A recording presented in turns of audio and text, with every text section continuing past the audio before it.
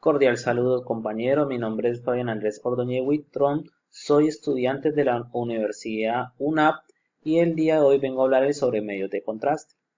Bueno, vamos a conocer por medio de este trabajo qué tipos de medio de contraste existe, estructura química, consentimiento, vías de administración, dosis, clasificación, tratamiento y contraindicaciones de los medios de contraste. Bueno, primero que todo, los medios de contraste son utilizados para mejorar la visualización de estructuras normales o lesiones en las imágenes producidas por medio de rayos X. ¿Qué significa esto? Cuando el paciente recibe medio de contraste y están utilizando un ejemplo, un angiógrafo, el momento que se utilizan rayos X, la inyección que está eh, pasando en ese momento, que ha sido inyectado en el vaso y que está en ese momento está transitando por medio del vaso, se va a ver radiopaca y se va a ver de esa manera la estructura anatómica del vaso o el órgano como tal. Bueno, hay varias clases de medio de contraste. Encontramos medio de contraste yodados que se utilizan en exámenes por imágenes de rayos X y para tomografía. Aquí podemos encontrar el Travis. Es un frasco que viene entre 100 mililitros y 50 mililitros. Tienen que ser conservados en una cierta temperatura. Bueno, encontramos el bario, que el bario se administra por vía oral. Se utiliza especialmente para rayos X, donde se observa lo que es el tubo digestivo, el esófago, el estómago, el duodeno. Aquí encontramos la presentación del bario. Bueno, encontramos también otro medio de contraste que se conoce como gadolinio. Es un medio de contraste que es utilizado en resonancia magnética. Como podemos encontrar, aquí está su presentación. Bueno, la estructura química vamos a hablar un poquito de química. En la estructura química de los medios de contraste encontramos, por ejemplo, HO significaría un hidróxido. Encontramos también esta sigla COOH, que es ácido carboxílico. Y encontramos la R, que significaría un constante, que diría la constante de los gases. Una composición química que tiene los medios de contraste como tal. La podemos observar aquí en esta imagen. Cuando hablamos de consentimientos, para todo procedimiento como tal, se debe firmar un consentimiento, donde se le explica a las personas los riesgos que puede tener el procedimiento. En este caso, podemos hablar de un cateterismo coronario o una arteriografía periférica donde se va a utilizar el medio de contraste.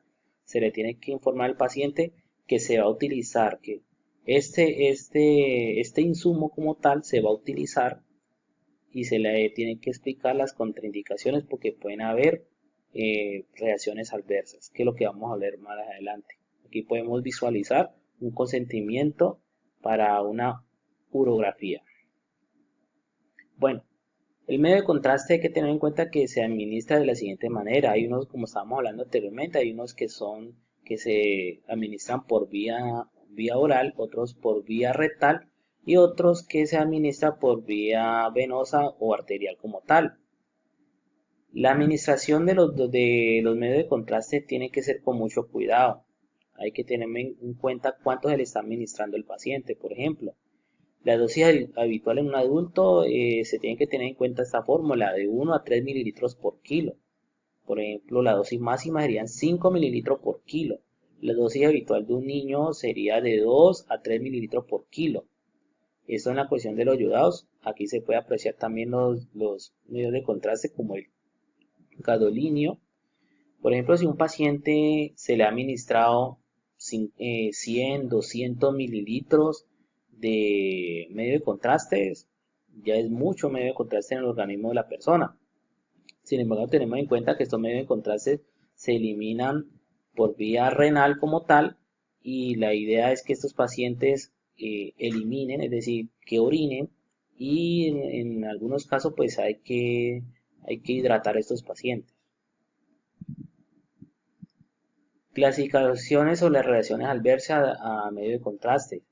Durante la administración del medio de contraste, estos pacientes hay que observarlos muy bien y hay que tenerlos monitorizados. Por ejemplo, estos pacientes pueden presentar vómito, dolor de cabeza, picazón, y estos serían reacciones leves, pero sin embargo hay que hacerle su seguimiento. Reacciones moderadas, un paciente ya presenta irritación, sibilancia, ritmo cardíacos anormales, presión sanguínea baja o alta en su defecto. Encontramos también reacciones adversas ya que sería muy severa, sería dificultad respiratoria, paro cardíaco, convulsiones. Entonces estos síntomas ya pasaríamos a una reacción muy adversa y como vuelvo y repito, estos pacientes es muy importante siempre tenerlos monitorizados. Hay unos tratamientos que se pueden manejar en estos clases, situaciones que se presentan. Por ejemplo, cuando hablamos de situaciones como colapso cardiorrespiratorio, que un paciente se nos puede hipotensar. Por ejemplo, entró a la sala con una presión de 110/60 y un momento a otro la presión va por 70/40, o sea, el paciente se nos está hipotensando. O en su defecto taquicardia que se le subió mucho la frecuencia, pérdida incluso de la conciencia. Entonces es muy importante tener en cuenta qué se tiene que hacer en estos casos. Por ejemplo, aconsejan elevar los miembros, en este caso serían los miembros inferiores, que al elevar los miembros inferiores, pues la sangre que se encuentra en las piernas, pues bajaría nuevamente al tórax y pues aumentaría lo que es la tensión arterial. A este paciente hay que ayudarlo con suero, hay que pasarle líquidos endovenosos, ayudaría mucho en la precarga del corazón, oxígeno y adrenalina. Entonces recordemos que la adrenalina es una hormona, es un neurotransmisor que la producen las glándulas suprarrenales y esta adrenalina como tal se puede utilizar endovenosa o intramuscular.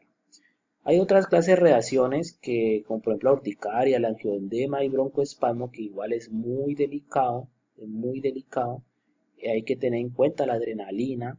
La adrenalina sí es muy importante en este campo. Encontramos también la difenhidramina, que es un antihistamínico que ayuda mucho sobre las alergias de la vía respiratoria, pues especialmente cuando producen mucho moco. Encontramos la hidrocortisona. La hidrocortisona es un corticosteroide, ayuda mucho para el enrojecimiento, la hinchazón y en su efecto en un paciente, por ejemplo, que presente broncoespasmo, que la saturación se baje, inmediatamente hay que intubar a este paciente. Por eso es tan importante que el paciente esté siempre monitorizado y lo estemos vigilando. Reacciones vagales, claro, se le baja inmediatamente la presión arterial y hay que elevar los miembros inferiores para mejorar la presión arterial y la atropina que nos ayudaría mucho.